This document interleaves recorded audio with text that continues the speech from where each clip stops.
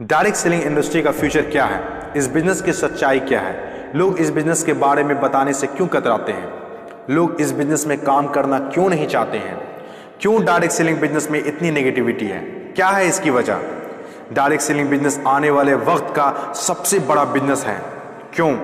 अगर आज आप दूसरी कंट्रीज को देखें, जो कंट्रीज आज डेवलप्ड है, उन सभी कंट्रीज के अंदर डायरेक्ट सेलिंग बिजनेस का बहुत ज़्यादा प्रायोरिटीज दी जाती है, क्योंकि डायरेक्ट सेलिंग बिजनेस लोगों का बिजनेस है और जब तक दुनिया में लोग रहेंगे तब तक ये बिजनेस चलता रहेगा, क्योंकि ये बिजनेस लोगों पर डिपेंडेड है। जब तक लोग खाते रहेंगे, नहाते रहेंगे, कपड़ा पहनते रहेंगे, तब तक ये बिजनेस आपका चलता रहेगा। अपने इंडिया में कुछ लोग इसे फंसने फंसाने का काम बोलते हैं और कुछ लोग ये मानते हैं जिनके पास करने को कोई काम नहीं होता वे लोग ये काम करते हैं। मैं उन सारे लोगों से सहमत हूँ, क्योंकि उन लोगों के पास अभी तक इस बिजनेस का प्रॉपर नॉलेज नहीं पहुँच पाई है। ये हम लोगों की जिम्मेदारी है कि इतनी पावरफुल और ब्यूटीफुल इंडस्ट्री के बारे में लोगों को समझाएं। दुनिया में कुछ ऐसे भी काम होते हैं जो लोगों को आसानी से समझ में नहीं आते हैं। एक छोटा सा एग्जांपल देता हूं। हम लोग दिन भर फेसबुक, व्हाट्सएप और यूट्यूब कितना यूज़ करते हैं और इसके लिए आपसे एक भी पैसा नहीं लिया जाता है। तो जरा सोचिए उनकी कमाई कैसे होती होगी, जबकि फेसबुक दुनिया के टॉप 10 बिजनेस में आता है कमाई के मामले में। कुछ लोग सोचते हैं अगर फेसबुक जब हमसे पैसा नहीं लेता है तो कमाता कैसे होगा। कुछ लोग सोचते हैं पता नहीं कमाता भी होगा कि नहीं। कुछ लोग कहते हैं जो डाटा हम लोग यूज़ करते हैं उससे कमाता है। डाटा का पैसा सिम वाले को जाता है, जिसका सिम हम लोग यूज़ करते हैं, चाहे वो एयरटेल हो या जियो हो। ना तो जानते हैं और ना ही जानना चाहते हैं कि कमाई आखिर कैसे होती है। दोस्तों, सबसे पहले आपके लिए ये जानना जरूरी है कि कोई भी इंडस्ट्री कैसे चलती है और कैसे बनती है। किसी भी नई इंडस्ट्री को चलने के लिए 4 फेज से गुजरना होता है। पहला जो फेज होता है वो होता है नेगेटिव फेज, और आज direct selling industry negative phase में है।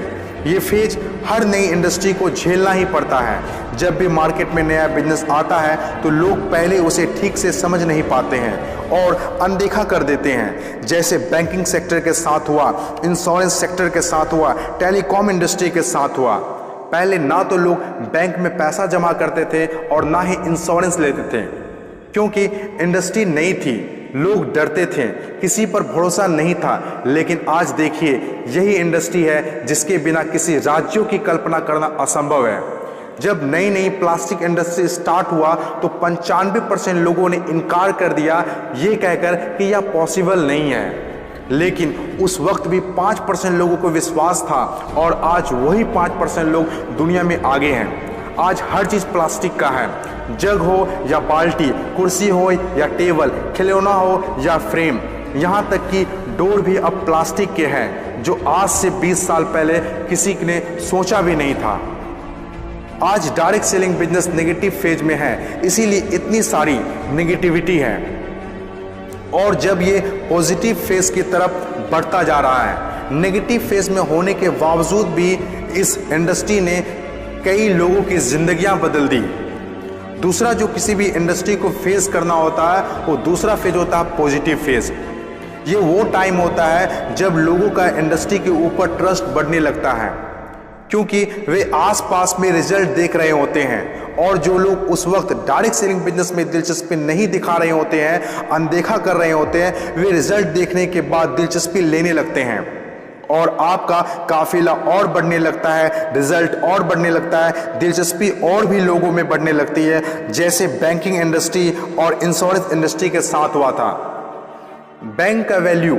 बैंकिंग इंडस्ट्री का वैल्यू तब पता चला होगा लोगों को जब किसी का पैसा घर में सुरक्षित नहीं रहा होगा।